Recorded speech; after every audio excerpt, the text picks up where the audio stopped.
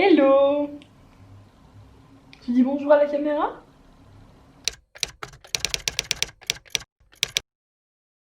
Hello! Et bienvenue dans une nouvelle vidéo. Alors aujourd'hui on est le 15 juin et du coup hier c'était le dernier jour de ma sèche. Donc j'ai fait une sèche de 6 mois où j'ai perdu 13 kilos, donc c'est plutôt conséquent clairement.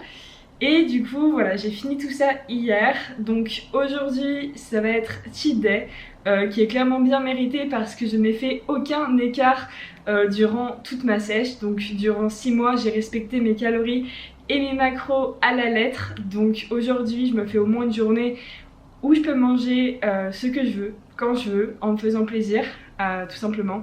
Et demain, je vais repartir sur une reverse diet, donc augmenter mes calories progressivement pendant les prochaines semaines, prochains mois. Je pense que ça va durer à peu près 3-4 mois où je vais réaugmenter progressivement mes calories pour du coup atteindre ma maintenance et faire après un surplus calorique pour construire du muscle, parce que clairement c'est l'objectif, c'est mon objectif. Donc voilà, aujourd'hui c'est un peu le jour intermédiaire, on va dire, entre la sèche et la reverse diet. Un jour où je me fais plaisir tout simplement. Et voilà, le but ce n'est pas de faire un challenge de 10 000 calories, ou ce n'est pas de me gaver, de manger le plus possible. C'est juste de me faire plaisir, donc j'arrête quand ça commence à m'écœurer.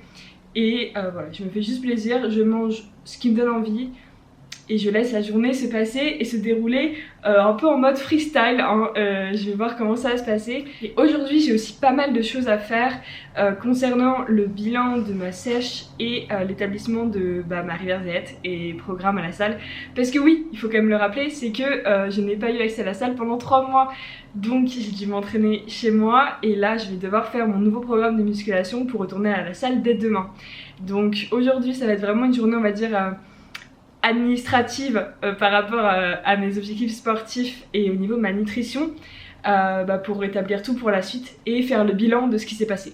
Donc je vais vous montrer un petit peu par-ci par-là, je ferai des vidéos aussi qui seront vraiment orientées là-dessus en détail, mais aujourd'hui ça va vraiment être juste vous montrer grosso modo ce que je fais dans la journée et vous montrer comment j'ai fait la transition entre sèche et reverse diet. Bon, par contre j'ai déjà mangé ce matin, donc vous ne verrez pas mon petit déjeuner parce qu'en fait je me suis levée à 6 h. J'ai très mal dormi cette nuit, donc du coup j'ai déjà petit déjeuner. Mais là il est 10 h et j'ai de la place pour un petit tanka, donc je vais manger ça en même temps que je vais retoucher mes photos que j'ai pris en fin de sèche. Donc je pense que ça peut être aussi intéressant pour vous de vous montrer comment je retouche mes photos et tout ce que je fais en fait, tout le backstage de la retouche de mes photos, et pour voir en fait la photo brute et ce que je poste sur Instagram. Donc je suis à peu près tout le temps les mêmes types de retouches, comme ça vous aurez une idée grosso modo de comment je fais.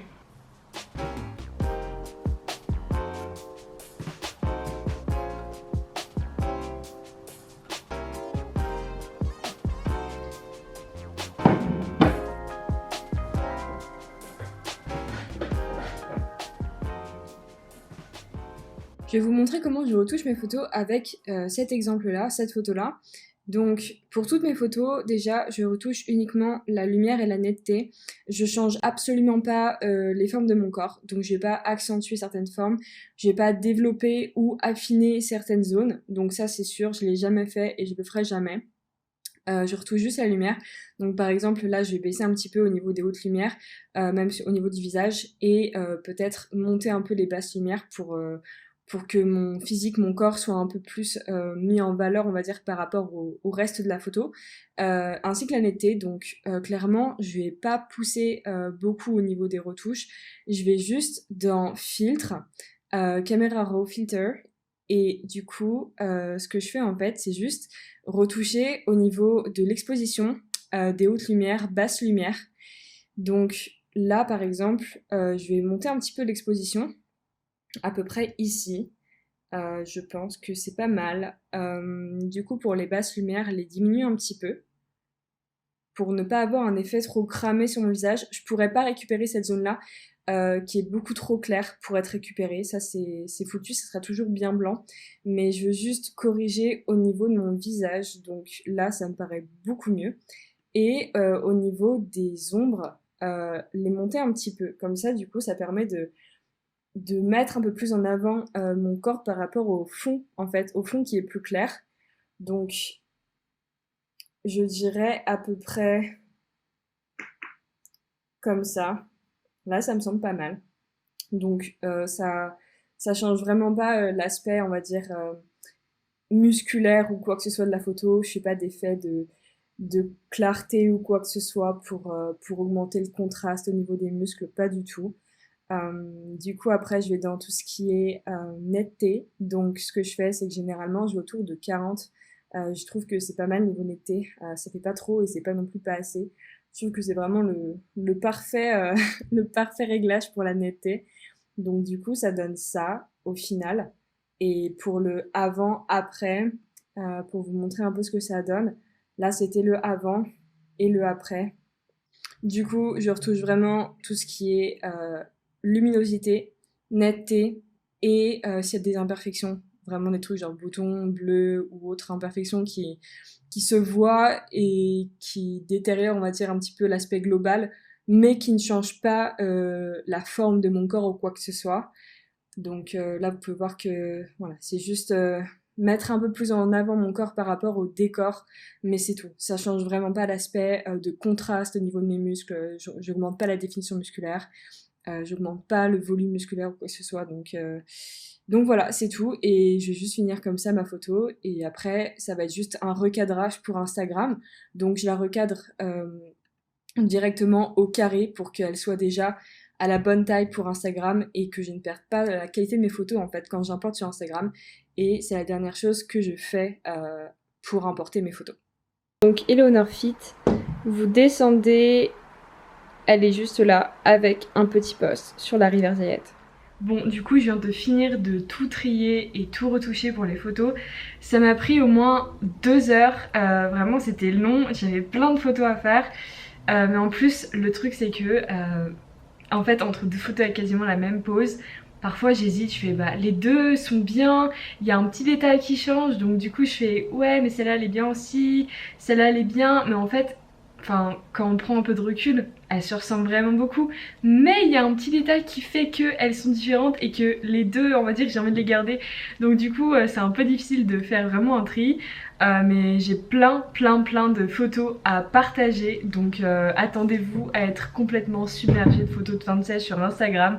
Parce que bah voilà, j'ai plein de photos qui je pense peuvent être intéressantes pour voir un petit peu bah, le résultat de cette fin de sèche. Donc voilà, soyez au taquet, regardez de temps en temps mon Instagram pour voir les nouvelles photos et les nouveaux posts qui vont sortir dans les prochains jours. Donc là maintenant je vais faire le bilan on va dire de ma sèche par rapport à mon document Excel où je rentre toutes mes données, toutes mes valeurs. Donc du coup en fait à la base je marque mes poids comme ça dans mon petit carnet que j'ai depuis super longtemps. Et je marque comme ça les poids tous les jours, comme ça j'ai juste à me peser, j'écris la petite valeur et basta, c'est fait. Donc là du coup va falloir que je regarde pour la moyenne de mes poids sur la semaine et toutes mes autres mesures, tout ça, pour tout remplir dans mon document. Et comme ça va me permettre vraiment d'analyser tout et j'ai toutes les valeurs, toutes les données de cette sèche. Donc ça me permet après d'analyser, de voir un peu comment ça s'est passé, de tirer des conclusions, de voir ce qui marche pas, etc.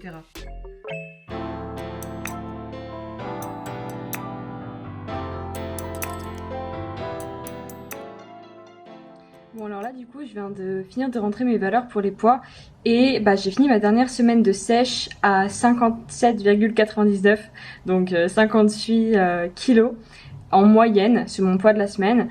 Donc pour comparer par rapport au début de ma sèche et là à la fin de la sèche, ça fait que j'ai perdu, donc j'étais à 71,24 pour la moyenne de ma première semaine, j'ai fini à 58, donc j'ai perdu 13,26 kilos au long de ma sèche. Donc du coup voilà, c'est un record pour le moment par rapport à mes sèches. J'ai jamais perdu autant, donc je suis vraiment contente et je suis contente du résultat aussi. Avant de partir sur l'étape numéro 3 de ma journée qui va être établir la rivière Zayette, c'est le moment de manger mon repas du midi. Ou plutôt mes repas du midi parce que j'ai commandé dans 2 restaurant de burgers. Tout simplement parce que j'avais fait les deux en fait et je trouvais que les deux étaient très bons. Mais là, il est venu le temps de faire un comparatif pour savoir vraiment lequel est le meilleur et juger la qualité des deux. Du coup, pour pouvoir vraiment comparer, j'ai pris deux burgers qui sont similaires, donc barbecue et américain on va dire. Donc le burger classique avec une sauce barbecue, comme ça on peut vraiment comparer en fait. Et j'ai pris les frites aussi avec, donc double comparaison. Déjà c'est marrant de voir au niveau du visuel, ils sont déjà pas mal différents, donc je vais vous montrer ça. Déjà rien que comme ça, les frites de celui-là ont l'air quand même moins bonnes que celles-ci. Celles-ci en fait font plus maison, donc celles-ci je sais pas exactement en fait si elles sont maison ou pas. Et au niveau du burger, mais alors il est tellement lisse, c'est tellement brillant ce petit bun. Et lui il est plus en mode céréales etc. Donc c'est un peu différent et c'est cool de voir que visuellement ils ont rien à voir. Après on va voir au goût, mais on va dire que celui-là a l'air beaucoup plus fait maison et de meilleure qualité. Donc let's go pour la mise en pratique. Bon là du coup c'est good, on a les deux burgers, donc let's go. On va comparer tout ça.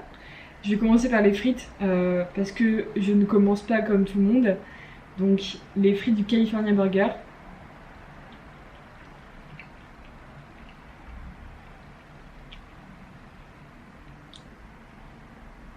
Franchement pas tellement de goût. Pas tellement de goût et elles sont un peu molles en fait. Donc je vais goûter les autres déjà. Franchement visuellement celles-ci elles envoient du lourd. Déjà on voit qu'il y a encore la peau dessus, donc ça veut dire que les pommes de terre ont été coupées et préparées. Enfin généralement c'est signe que c'est fait maison, clairement.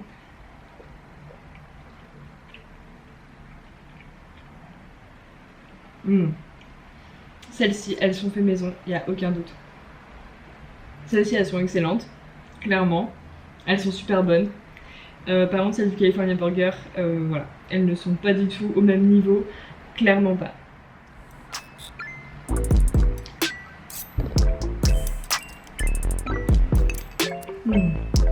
Excellent.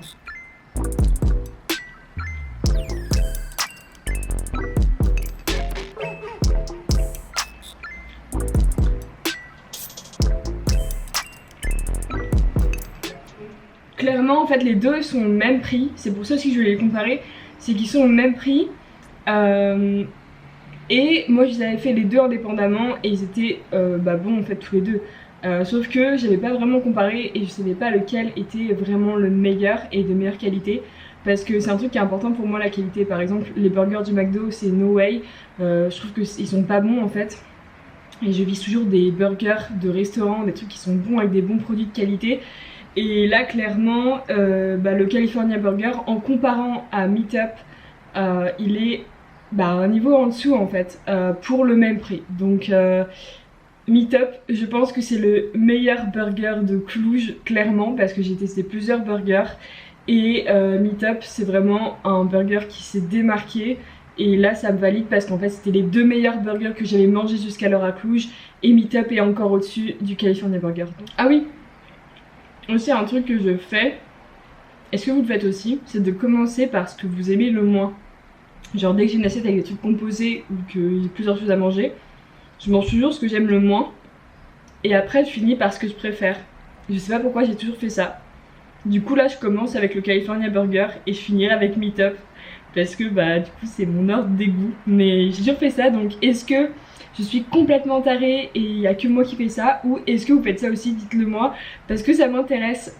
Il y a plein de gens qui me prennent pour une folle, mais peut-être qu'il y a d'autres fous aussi parmi vous, donc dites-moi si vous aussi vous commencez par les aliments que vous aimez le moins et vous finissez par ceux que vous préférez. Bon, et écoutez, il est déjà 18h35, donc ça veut dire que j'ai pas arrêté depuis ce matin.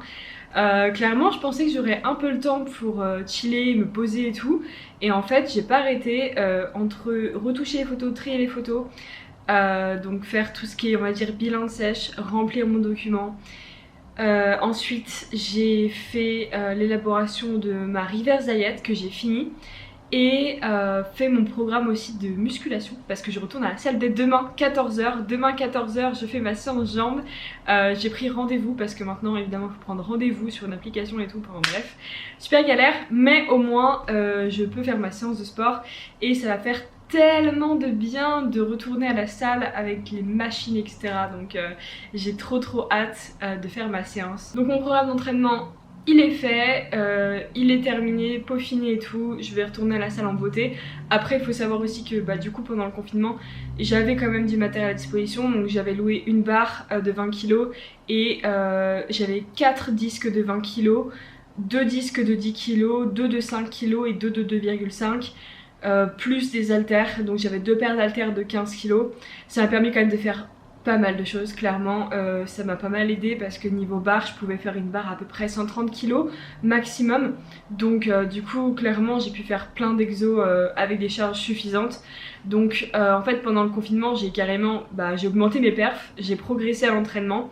Donc mon retour à la salle va être un peu différent du retour à la salle d'autres personnes, tout simplement parce que voilà, pendant ce moment là j'avais de l'équipement à disposition, donc j'ai pu maintenir mon niveau d'entraînement, on va dire, maintenir ma force, améliorer même ma force, et toujours pratiquer, avoir les mêmes techniques etc. Donc j'ai pas ce besoin on va dire de reprendre vraiment progressivement. Bon après là évidemment je vais réutiliser des machines que j'ai pas réutilisées du coup depuis 3 mois, donc c'est sûr qu'au départ je vais devoir un peu me réapproprier le mouvement, me remettre un peu on va dire la technique en marche, parce qu'évidemment quand on fait pas un mouvement pendant 3 mois voilà, faut se le réapproprier, c'est normal. Mais j'ai pas besoin, on va dire, de diminuer beaucoup mon volume d'entraînement, de diminuer mes charges, etc. pour recommencer à la salle, vu que j'avais du matériel pendant le confinement. Donc du coup voilà, là j'ai tout fait. J'ai trop hâte de le faire. En plus j'ai des exos que j'ai pas fait depuis longtemps, pas mal de trucs de machine du coup et de câbles parce que j'avais pas tout ça pendant le confinement. Et j'ai mis un peu moins d'exos avec des charges libres parce que justement j'avais que ça pendant le confinement, donc j'ai envie de changer un petit peu de type d'exercice et de type d'entraînement. Donc clairement je suis trop impatiente par rapport à demain, et si vous voulez voir un petit peu mon entraînement, suivez mes stories parce que je partage beaucoup mes exos et mes séances en story sur Instagram, donc n'hésitez pas à me suivre et du coup suivre aussi mes stories, comme ça vous allez voir un petit peu comment je m'entraîne, mes exos etc. Et voilà, ça peut peut-être vous inspirer ou vous donner des idées pour votre entraînement etc, de voir un peu comment je m'entraîne. Donc voilà, n'hésitez pas à me suivre sur Instagram. Du coup là je vais vous montrer vite fait comment j'ai mis en place ma reverse diet. Je vous présente mon petit tableau Excel avec toutes mes formules de calcul pour tout ce qui est relatif à la composition corporelle, au maintien calorique, à l'élaboration d'une sèche ou d'un surplus calorique, d'arriver aussi à trouver la maintenance calorique, et c'est ça qui m'intéresse en fait.